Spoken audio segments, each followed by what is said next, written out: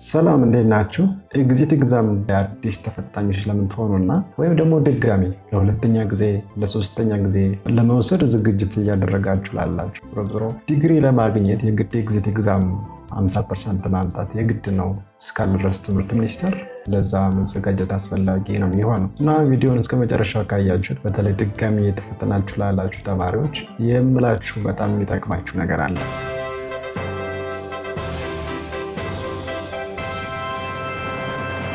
መጀመሪያ አዲስ ስለምትፈተኑ ተማሪዎች ያ ሁሉ ዓመት አልፎ የተሻለ ግራጁዌት እንድታደርጉ የሚያግዛችሁ በጣም ወሳኝ ሰርተፍኬት ልታገኙ በመሆኑ እንኳን ደስ አላችሁ።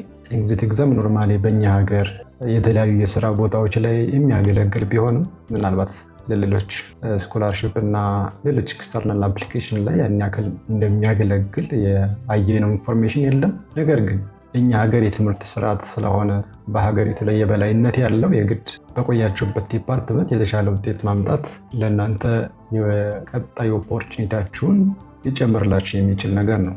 ምንም አይነት ዲፓርትመንት ስትማሩ ብትኖሩ ወደዳችሁትም ጠላችሁትም የግድ ይሄ ነገር በፕሮግራም በዲግሪ ይሁን በሬጉላርም ይሁን በኤክስቴንሽንም በሳመርም ቢሆን የግድ ሰርተፊኬት ያስፈልጋል ይላል። ፈተናው ተመሳሳይ እንደሆነ ይታወቃል። የተማራችሁበት መንገድ የተለያየ እንደሆነም ይታወቃል። ያ ማለት ኖርማሊ የሬጉላሮች መደበኛ ትምህርት ላይ ዓመቱን ሙሉ ትማራላችሁ።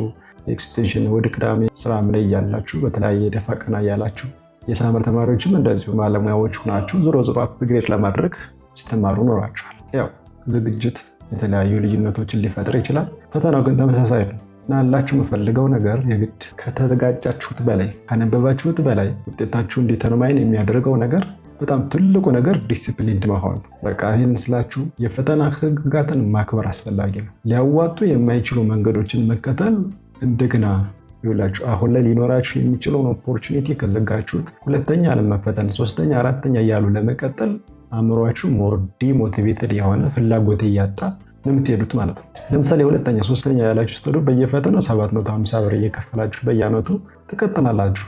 ያን ያህል ህይወታችሁን ሊያዛባ የማይችል ሊሆን ይችላል። ግን ይሄ ሞራላችሁ ግን እየደከመ ነው የሚሄደው። ከዚህ በኋላ አይሳካልኝም የሚለው መንፈስ እየጨመረባችሁ ይሄድና ከዚህ በኋላ አልፋለሁ ምናምን እያላችሁ የምታስቡት ነገር እየቀነሰ ነው የሚሄደው። የተሻለ የሚሆነው እንደ እግዚአብሔር ፈቃድ የፈተና ህግጋትን ማክበር፣ አድርጉ የምትባሉትን ማድረግ፣ አታድርጉ የተባላችሁትን አለማድረግ፣ ፈተና ቦታ ላይ የሚኖራችሁን መረጃዎች በትክክል መሙላት፣ በትክክል መልስ መስጠት የሚያስችሉ ሂደቶችን መከተል፣ ጥያቄዎቻችሁን ስትሰሩ ደግሞ የግድ ዝግጅታችሁን ምንም ይሁን ምን ተረጋግጣችሁ ምን እንደተማራችሁ የግድ ማሰብ አስፈላጊ ነው።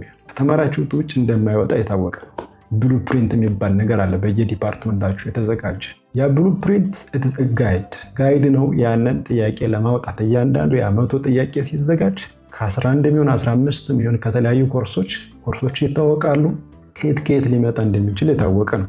ኤክስፔክት የምናደርገው ነገር በዛ መሰረት ትምህርት ሚኒስቴር ፈተናዎችን አስወጥቶ አየር ላይ እያዋለ እንደሚሆን ከዛ ውጭ በሚኖረው ነገር የእናንተ ቁጥጥር ውስጥ ያለ ነገር ስላልሆነ ዋናው ደክማችሁ አትጥፉ እንጂ ከእናንተ ቁጥጥር ውጭ በሆነ ነገር በምታጡት ነገር ዞሮ እግዚአብሔርን መልፈቀደን በሚለው ሀሳብ የግድ መስማማት አስፈላጊ ነው። ፈተናው ከባድ አይሆንም። ሚክስድ የብሉምስ ታክሶኖሚ የሚባለው የኖሌጅ ከዛ ጋር ያላችሁ የአፌክቲቭ እንደገና ደግሞ ሳይኮሞተር ዞሮ ሚክስድ የሆነ ነገር ስለሆነ ከባድም ቀላልም እየተደረገ ስለሚወጣ የግድ ያን ያክል አስቸጋሪ ፈተናዎችን የሚገጥሟችሁ እንዲሁም ጻፍና ሌሎች ፈተናዎች አሉ በክላስ ፈተናችሁ ነው እንጂ ኤግዚት ኤግዛም ላይ አይደለም። ሲምፕል የሆነ ጥያቄ ነው የሚገጥማችሁ። ዝግጅታችሁ ከዲሲፕሊን እና የፈተና ህግጋትን ማክበር። ዝም ብላችሁ ስልክ ሊፈቀድ ይችላል ብላችሁ ስልክ ይዛችሁ ገብታችሁ የተለያዩ ሂደቶች የማያስፈልጉ ሂደቶች ሄዳችሁ ኋላ ተሚጸጽታችሁ እሱን ባታደርጉ በያላችሁበት ሃይማኖት ጸሎት አድርጋችሁ ኖርማሊ ተዘጋጅታችሁ ብትገቡ 50% ማምጣት ያን ያክል ከባድ ላይሆንባችሁ ይችላል። ኮምፒውተር ላይ የሚሆን ስለሆነ ኮምፒውተር ላይ የሚወጡ ጥያቄዎች ደግሞ ዛትማች አድካሚ እንዳይሆኑ ተደርገው የሚዘጋጁ ስለሆነ ከባድ አይደለም። ፈተና የሚያወጣውም አካል በቂ ጊዜ አይኖረውም። ፈተናውን ኤዲት የሚያደርገው አካል በቂ ጊዜ ስለማይኖረው የግድ ፈተናዎች በእርግጠኝነት ቀላል ሆኖ እንደሚወጡ የታወቀ ነው። እናንተ ሚና መሆን ያለበት ዝግጅት አድርጎ በትክክል በሰከነ አእምሮ እንድትዘጋጁ እንድትፈተኑ ልመክራችሁ ፈልጋለሁ።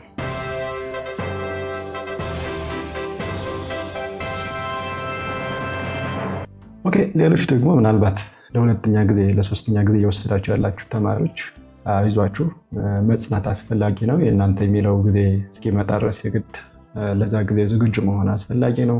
እኔ አንዳንድ ጥያቄዎችን እየጠየቅኩኝ ነበር ለሁለት ለሶስተኛ ጊዜ እየወሰዱ ያሉ ተማሪዎችን። በተለይ ይሄ ነገር የሚፈጠረው ደግሞ ኤክስቴንሽን ወይ ሳመር የወሰዳችሁ ተማሪዎች ወይ ደግሞ በጣም ዛት ማች ዩኒቨርሲቲ መቀላቀል የማይገባቸው ናቸው ብዬ የምላቸው የመደበኛ ተማሪዎች ናቸው ብዙ ጊዜ የመጀመሪያው ዙር ላይ የሚወድቁት። ምላችሁ ፈልጌ ነው ወይ በቤተሰብ ጫና ወይ በግል ህይወት አለመመቻቸት ምክንያት ዩኒቨርሲቲ እያሉ ፈተናቸውን ወይ ደግሞ ትምህርታችን በትክክል ሳይከታተሉ ይቀሩና ያው የትምህርት ቆይታቸው ከኤክስቴንሽን ወይም ከሳመር ተማሪዎች አቅም ጋር እንኳን የማይስተካከል ግን የወረደ ይሆናል።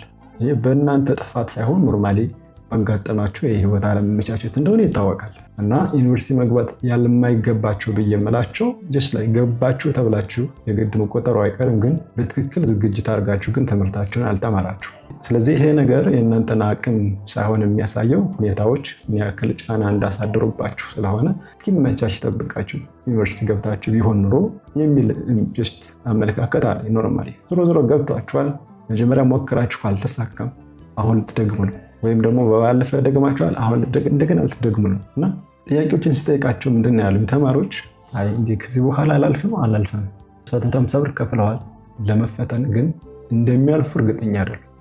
ይህ ነገር ደግሞ ከዝግጅታችሁ በላይ ዝግጅታችሁንም እንደገና በትክክል እዛ ፈተና ላይ አቅማችሁ እንዳትጠቀሙ የሚያደርጋችሁ ነገር ይሄ የዝግጅት ክፍተት ነው። ማለት ላይ አእምሯችሁ ዝግጁ አይደለም። ከፈራችሁ ፈራችሁ ነው እንዴ። የሆነ ነገር እየበላችሁ እንደምትጠግሙ ካላሰባችሁ እኮ አትጠግሙ። የፈለገበት ወዳችሁን ሲሰማችሁ ነው እንጂ ይበቃኛል የምትሉት ወይ ሲያማችሁ ነው ይበቃኛል የምትሉት። ማንኛውንም ነገር ይሳካልኛል ብለን የማናስብ ከሆነ አይሳካም። ደግሞ አንድ ነገር አለ። 4 ዓመት 5 6 7 8 ዓመት ለፍታችሁ ተምራችሁ ይሄ ዲግሪ ወይም ደግሞ ኖርማሊ ሰርቲፋይድ የሚያደርጋችሁን ወረቀት የምታገኙ በኤግዚት ብቻ ነው። ኖርማሊ በቃ አለቀ። ይሄ ነገር ደግሞ ባዶ ሊቀር አይገባውም። 10 ጊዜም ተፈተኑ ምንም ይሁን መጣር። ግን ታዲያ ደግሞ አሁን የማየው ክፍተት ምንድነው? ቀጣይ ለፈተና ዝም ብላችሁ ተኝታችሁ ቆይታችሁ ነው የምትዘጋጁት።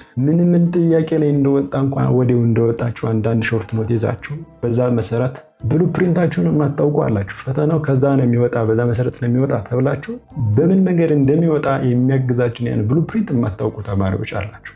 ይህ በራሳችሁ ፈቃድ ላለማለፍ የወሰናችሁ ነው የሚመስለው። ቢሳካ ይሳካል፣ አሁን ባይሳካ ግን አይሳካም የሚለውን ነገር ካምሯችሁ አወጣችሁ በቀጣይም እየተዘጋጃችሁ እንደገና እያነበባችሁ የሚያስነብባችሁ ሰዎችን ፈልጋችሁ ቤተሰብ ላይ ስራ የሚበዛባችሁ ከሆነ ሰዓት አመቻችታችሁ። ይሄ የህይወት ጉዳይ ነው። እዚህ ዓለም ላይ ስንኖር ዞሮ ህይወት በትምህርት ብቻ አይሆንም የሚለው ነገር ሳይሆን ኖርማሊ ሰርቲፋይድ መሆን መቻል አለባችሁ። አለዛ ትምህርቱ ጋር እንዳልገባችሁ ነው የሚቆጠሩ። ምንም የተለየ ነገር የለው። ሜቢ ትምህርት ሚኒስቴር ከዛ በታች እንኳን ዲፕሎማ ይሰጣል ቢባል ለምን ዲግሪ ማግኘት እየቻላችሁ ከዛ በታች ያለ ሰርቲፊኬሽን ትፈልጋላችሁ? ፈተናዎች ብዙ ናቸው እንደምታዩት። ማስተርስ ፒኤችዲ ለመማር ጋት እየተባለ አለ። ኖርማሊ የዲፓርትመንቶች የራሳቸው የሆነ መግቢያ ፈተና ሊኖራቸው ይችላል። ተስፋይን በቃ ዋናው ሲስተሙ የሚፈልገውን ነገር መሆኑ ነው የሚያስፈልገው። የፈለገውን ያህል ጊዜ ቢፈጅም አልፋለሁ የሚለውን ነገር ከአእምሯችሁ ጋር አስቀምጣችሁ የሚያስቸግሯችሁ ማነቆች እየፈታችሁ በቀጣይ እንደገና የተሻለ ለመስራት መዘጋጀት አለባችሁ ማለት የምፈልገው። እንደ ሞቲቬሽን የሆናችሁ ነገር ለሶስተኛ ጊዜ ምናምን የተፈተነ ልጅ ነው በጣም የሰቀለ በባለፈው የሆነ ዲፓርትመንት ማለት ነው። እንደነላችሁ የምፈልገው የተሻለ ውጤት ታመጣላችሁ ብዬ ተስፋ አድርጋለሁ። አዲስ ከሆናችሁ ሰብስክራይብ አድርጉ፣ በቀጣይ እንድንገናኝ ማለት ነው። ቪዲዮውን ላይክ አድርጉ ለሌሎች እንዲደርሳቸው። ሰላም።